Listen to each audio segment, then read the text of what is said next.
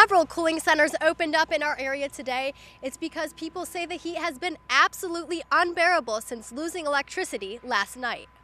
I'm out here on Cedar Gate Road in Monroe, and as you can see, this tree has completely taken down this power line. It's one of the hardest hit areas in the county. This is an original first aid kit soldiers would have carried during battle, and inside you'll find things like powder and even some bandages. I'm Melinda Zosh out here at DeVault Family Vineyards in Concord. Coming up, I have a story for you about how the dry weather has affected all the grapes. County officials say that fallen trees have caused about $1 to $2 million worth of damage here. That amounts to at least, listen to this, $50,000 lost. Train perfection, March, April, full out May. Seeing Michael Jackson's handwriting up close and personal gave a lot of fans chills today.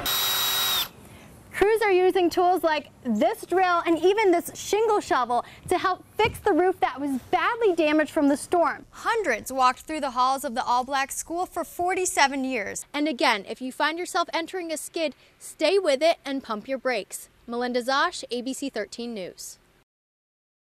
Dave Kilmer remembers the day he was told he would die. The doctor came in, I was with my wife, and he looked us in the eye and said, you don't have a donor. Dave's wife, Susan, was numb with disbelief. That you need this life-saving bone marrow surgery, you're going to die without it, and there's no match. Then reality started to sink in. Out of 10 million people on a national bone marrow registry, none matched Dave. And I said, I don't have a donor. And he goes, no. Are there any other options? He told me, no. But Dave wouldn't accept that answer. Neither could his wife. I wanted to cry my eyes out in the doctor's office, and I almost did, but just looked at him and he looked at me. We both said, we can be strong, we can do this. The day doctors told him he would die, he started fighting for his life. This is not taking me out. There's no way. We've got 4 different Q-tips. Okay. Dave's friends at Wintergreen started planning. They set up a drive this weekend to find Dave a donor. It got urgent because we had, at that point, we thought that he may not have a donor at all and it would go downhill very quickly. Now things are starting to look up. Dave has a few prospects that might match him. He's showing others that a simple cheek swab could save a life. I hope that some little kid in some hospital somewhere is going to benefit from today's effort. In Wintergreen, Melinda Zosh, ABC 13 News. 4 firefighters were fighting the flames from the inside out. 15 minutes later, the roof started to give in. We knew if this building ever caught on fire and the fire was in the attic, that it was probably going to end this way. Because the building's made of lightweight wood with no sprinkler system inside.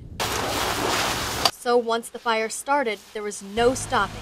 They weren't able to make any headway as the fire continued to grow stronger.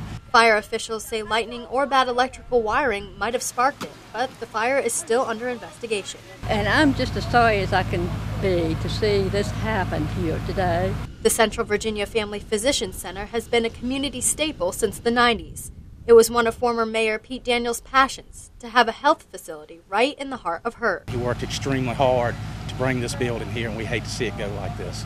As you can see, the fire has completely consumed the building here. Fire officials say it is a total loss, and more than 16,000 paper records were also destroyed. Fortunately, we had just switched to an electronic health record, so most of those had been saved on an EHR. Dr. Robert Elliott would have celebrated his 17th anniversary at the practice next month.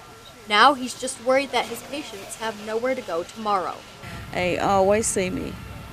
One doctor or the other will see me.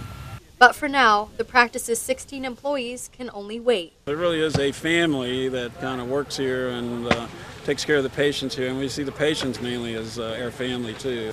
And pick up the pieces somewhere else for the time being. And we're just hoping to salvage what we can and move on, try to rebuild. In Hurt, Melinda Zosh, ABC 13 News. I can tell you a lot of things. I only know he is a hero. 14-year-old Kevin Lunsman escaped his captors, who are believed to be linked to an al-Qaeda militant group. Family members say that he earned their trust, and then he tricked them. He told them he was going to bathe by the river, and then he ran for his life. He wandered 2 days to the jungle. Family members say he was able to follow the river. He then tracked through the jungle without shoes. And I'm so happy that he is released or he escaped. Initial reports said that Kevin was released, but family members say Kevin escaped, and they believe he had been planning his escape for a very long time. Heiko believes Kevin overheard his captors talking about the ransom, somewhere in the range of $10 million. They saw Kevin as their ticket to riches. It was a tough time. It was tough 5 months. 5 months that culminated this weekend with his dramatic trip through the jungle. Eventually, villagers spotted him, and he was home free. Nobody in the world has any idea how I feel, and I'm so proud of my son. Family members say Kevin will eventually share his story of escape and trial, but for now, his father is speaking for the entire family. I'm just so happy. And for a story that has made headlines across the globe, Heiko says his friends right here in the Lynchburg area gave him the strength to hope. And I really thank everybody in the community, whatever they did, thank you.